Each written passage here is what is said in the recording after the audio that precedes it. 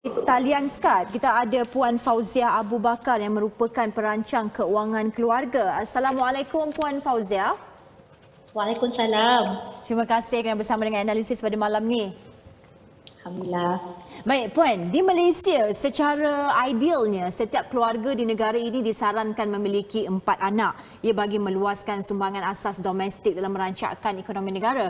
Namun Puan, dari sudut perancangan keuangan keluarga yang ideal pula, untuk keluarga yang isi rumahnya berpendapatan kurang RM2,000, berapakah jumlah anak yang sebaik ini untuk mereka yang mungkin Puan boleh kongsikan?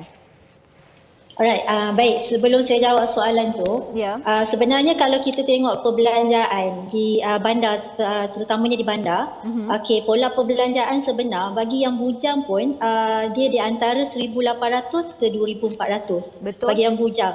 Alright, lepas tu bagi yang dah berkahwin, tiada anak, dia dalam lingkungan dalam 4,400. Dan yang berkahwin satu anak 5,700.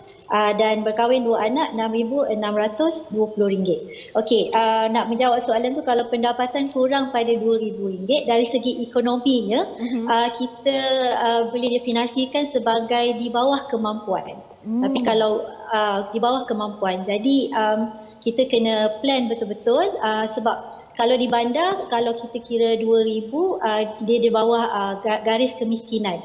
So kalau macam tu, untuk kalau nak ada anak, saya tak boleh bagi tahu berapa jumlahnya, tapi sebagai saranan, kalau plan untuk ada anak, kita kena cari sumber pendapatan tambahan untuk kita tampung anak yang bakal lahir. Maksudnya Puan Fauziah, kalau seorang lelaki itu, seorang ayah itu dan seorang suami itu mempunyai pendapatan kurang RM2,000, maksudnya untuk menyara seorang anak itu dalam sudut perancangan keluarganya, beliau perlu menambah sumber pendapatan, betul? Betul. Tepat sekali. Sebab kalau kita kira bagi yang bujang sahaja pun duduk di bandar besar, contoh Kuala Lumpur kan, perbelanjaan yang tiada kenderaan dalam 1,800. Ini based on pola. Ya, 1,800. Ini pola pembelanjaan. Sebab barang-barang dan inflasi pun makin tinggi. So jadi kalau kita fikir 2,000 kita kena ada anak, saya cadangkan kita kena tambah sumber pendapatan. Sebab memang tak cukup. Kalau ada anak, kita masih dalam bawah 2,000, kita ada anak, kita mungkin akan start ada areas, start ada macam kita start lewat bayar pinjaman bank, lewat bayar untuk beberapa hutang-hutang lain, dan kita mula akan start meminjam demi kelangsungan untuk anak-anak. Sebab seorang anak kita perlukan lebih daripada RM1,000 sebulan untuk kita memberi dia dari segi pendidikan, makanan, kan? Sebab seorang anak tu agak. Apabila Puan Fauziah bercakap tentang pendidikan, dalam memastikan hak pendidikan anak terjamin, mungkin Puan boleh kongsikan berapakah jumlah peruntukan perbelanjaan pendidikan buat seorang anak yang ibu bapa harus sediakan sebaik mereka dilahirkan? Alright, saya biasanya kalau saya punya saya consult keluarga-keluarga kan. So biasanya macam ni, bila kita dapat tahu kita expecting, kita tengah menunggu hari kan, kita sepatutnya dah mula merancang serendah RM200 sebulan. Kita letak di instrumen di mana yang memberi pulangan melebihi kadar inflasi. Contoh, kita ada banyak instrumen pelaburan di luar sana yang beri lebih daripada kadar inflasi. Contoh tabung haji, ASB dan sebagainya kan.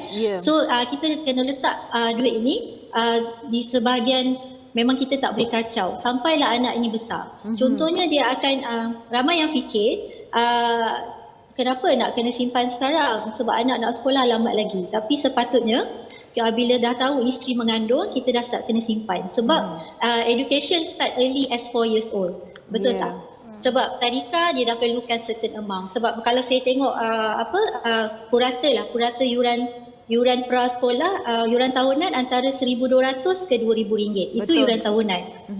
belum campur bulanan. Bulanan di antara RM250 ke RM400. So kalau dia dah simpan dari sekarang serendah RM200 sebulan, jadi dia akan ada sebanyak, bila anak tu 4 tahun atau 5 tahun, dia akan ada sebanyak RM14,200 kalau berdasarkan pulangan 6%. So jadi kita tak rasa terbeban bila anak ni nak pergi tadika, kita dah boleh pilih. Jadi memang kena perlu simpan. Kalau kita tak mampu 200, mulailah daripada RM50 ataupun RM100, sebab mesti kena simpan, mesti kena rancang. Baik, Puan Fauziah, sebagai tips buat keluarga yang besar namun pendapatan isi rumah yang amat rendah dan tidak mencukupi, selain daripada, adakah tiada pilihan lain selain si ibu atau si bapa menambah mencari peluang pekerjaan bagi menambah sumber pendapatan mereka? Alright, selain daripada tambah sumber pendapatan, ada tips lain yang kita boleh buat. Contohnya, selalulah catat segala jenis perbelanjaan, aliran wang masuk dan aliran wang keluar. Jadi kita tahu duit kita dibelanjakan ke arah mana. Dan biasanya saya selalu gunakan konsep ni, 70% dan 30%. 70% untuk perbelanjaan, pendidikan dan juga apa-apa yang kita perlukan untuk kelangsungan hidup. Yang itu 70%. 30% ni untuk kita simpan untuk persaraan, simpanan dan juga kecemasan. Jadi kalau macam kita keluarga besar, gaji kecil, ada benda-benda lain yang kita perlu tengok walaupun sekecil-kecil. Contohnya kita perlu makan di rumah. Kalau perlu bawa bekal, memang bawa bekal. Sebabnya kalau you makan kat luar, satu teh ais dah berapa ringgit kan? So kalau anak kita 5, anak kita 6, dah berapa kita spend? Jadi pada saya pun apply untuk family saya. So kami banyak makan di rumah, lepas tu memasak dan bawa bekal. Lepas tu biasanya cari DIY things. Kalau kata nak buat something perabot kat rumah, you boleh tengok second hand punya perabot kan? Barang-barang yang still elok. Dan yang paling penting, list down you punya keperluan. Kehendak tu kemudian. Contoh raya haji ni nak datang, PKP ni dah habis kan. So tak perlu rasanya kita nak beli baju raya sedondon semua tu. Kita pakai apa yang ada. Sebab ekonomi sekarang memang agak mencabar untuk kita. Right? Jadi kita kena beli berdasarkan keperluan. Benar-benar perlu saja. Kalau tak perlu, tak payah beli. Contoh, kalau you dah ada handphone untuk anak-anak, saya rasa tu benda tu tak perlu. Jadi kena cut down expenses. Contohnya macam malam-malam penghawa dingin, kita boleh cari sumber-sumber tu. Dan sekarang kan musim orang bercucuk tanam kan. So it's a good thing untuk kita juga buat. Dan isteri juga boleh bantu suami untuk jana pendapatan sampingan macam tu. Baik, terima kasih Puan Fauziah atas ilmu keuangan keluarga buat kami di Analisis. Baik, sama. Baik, Analisis